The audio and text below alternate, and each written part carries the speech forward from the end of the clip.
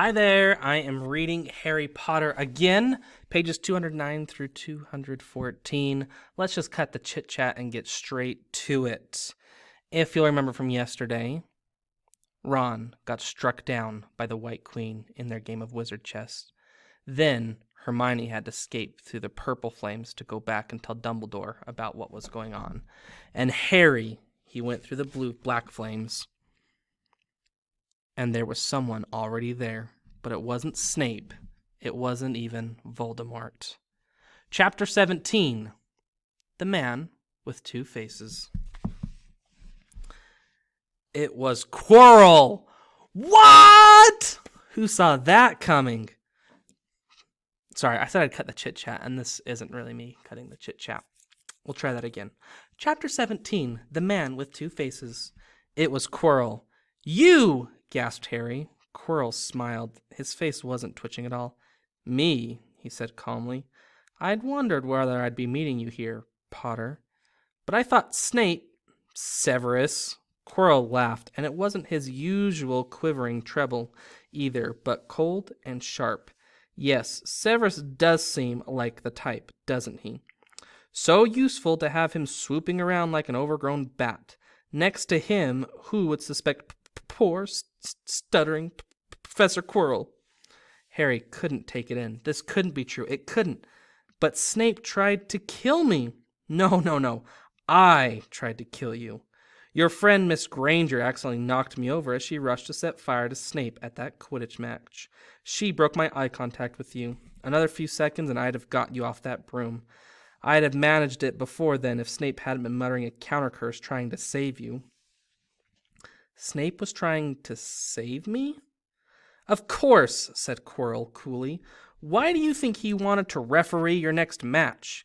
He was trying to make sure I didn't do it again. Funny, really. He needn't have bothered. I couldn't do anything with Dumbledore watching. All the other teachers thought Snape was going to try and stop Gryffindor winning.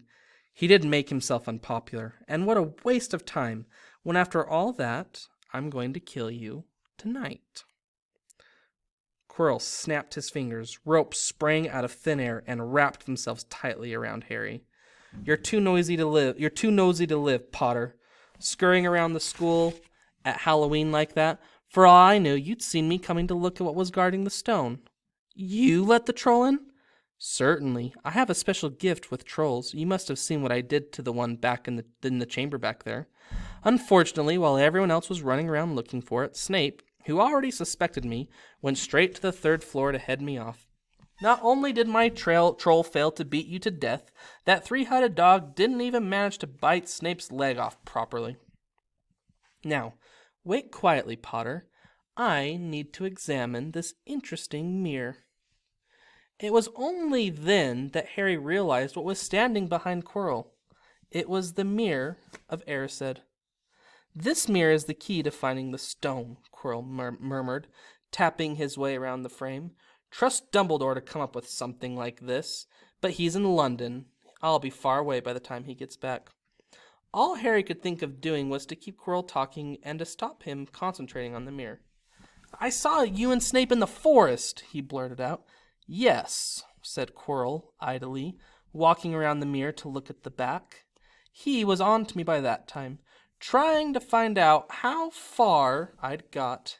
He suspected me all along, tried to frighten me, as though he could when I had Lord Voldemort on my side. Quirrell came back from behind the mirror and stared hungrily into it. I see the stone. I'm presenting it to my master, but where is it? Harry struggled against the ropes binding him, but they didn't give. He had to keep Quirrell from giving his whole attention to the mirror. But Snape always seemed to hate me so much.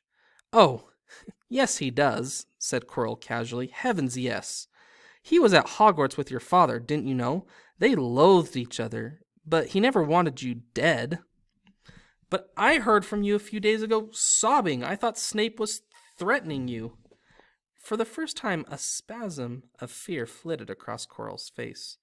Sometimes, he said, I find it hard to follow my master's instructions. He is a great wizard, and I am weak.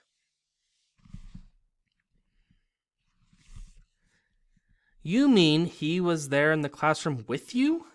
Harry gasped. He is with me wherever I go, said Quirrell quietly.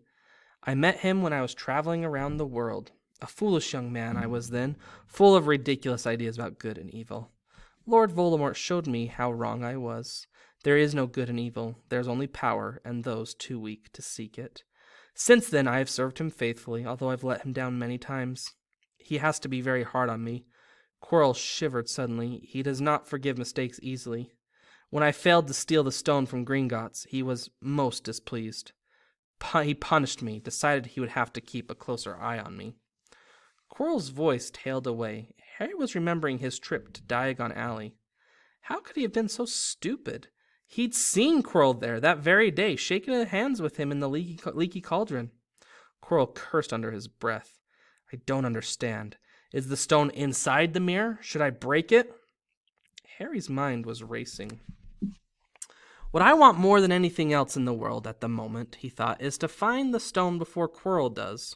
So if I look in the mirror, I should see myself finding it, which means I'll see where it's hidden. But how can I look without Quirrell realizing what I'm up to? He tried to edge to the left, to the front of the glass, without Quirrell noticing, but the ropes around his ankles were too tight. He tripped and fell over. Quirrell ignored him. He was still talking to himself. What does this mirror do? How does it work? Help me, master. And to Harry's horror, a voice answered. And the voice seemed to come from Quirrell himself. Use the boy. Use the boy. Quirrell rounded on Harry. Yes. Potter, come here. Should I stop there? All right, fine, I'll keep going. He clapped his hands once, and the ropes binding Harry fell off. Harry got slowly to his feet. Come here, Quirrell repeated. Look in the mirror and tell me what you see. Harry walked towards him. I must lie, he thought desperately. I must look and lie about what I see. That's all. Quirrell moved close behind him.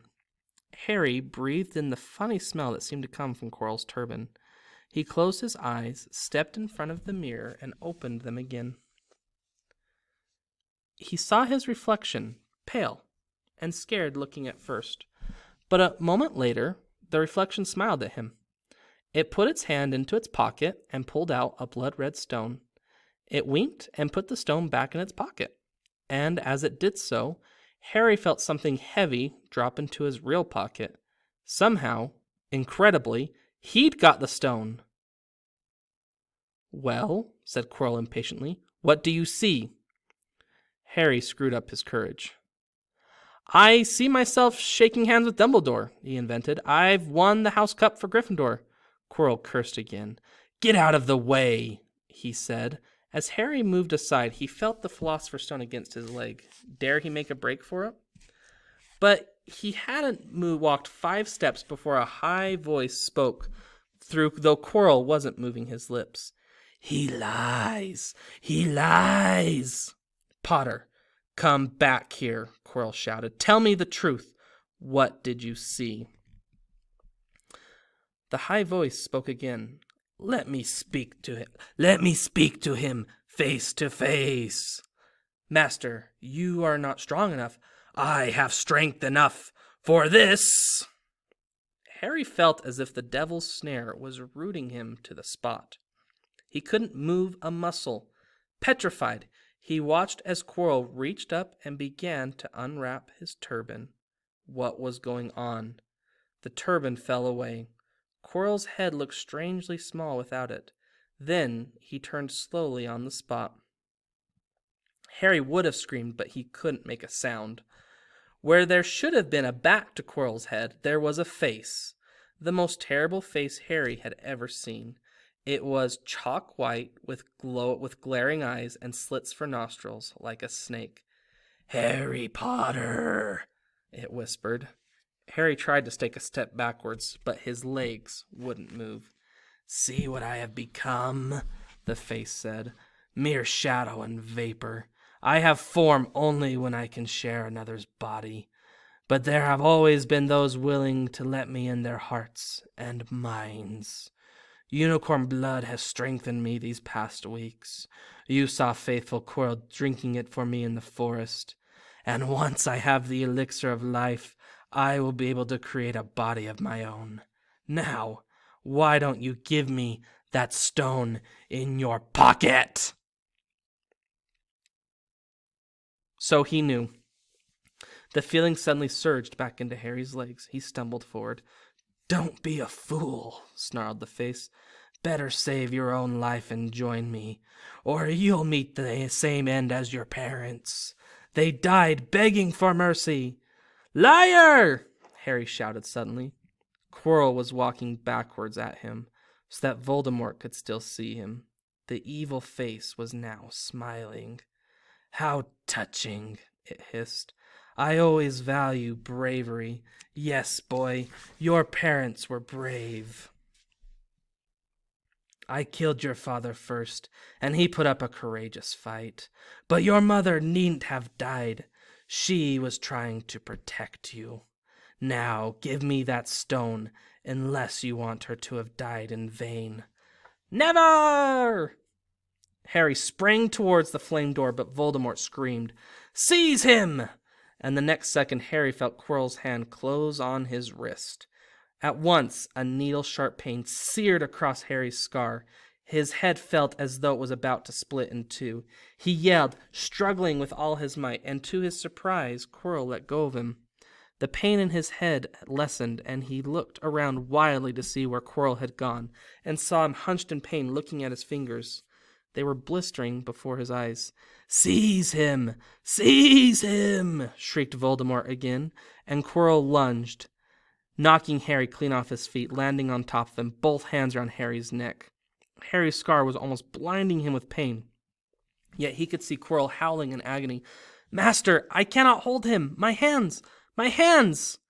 And Quirrell, though pinning Harry to the ground with his hands and knees, let go of his neck and stared, bewildered at his own palms.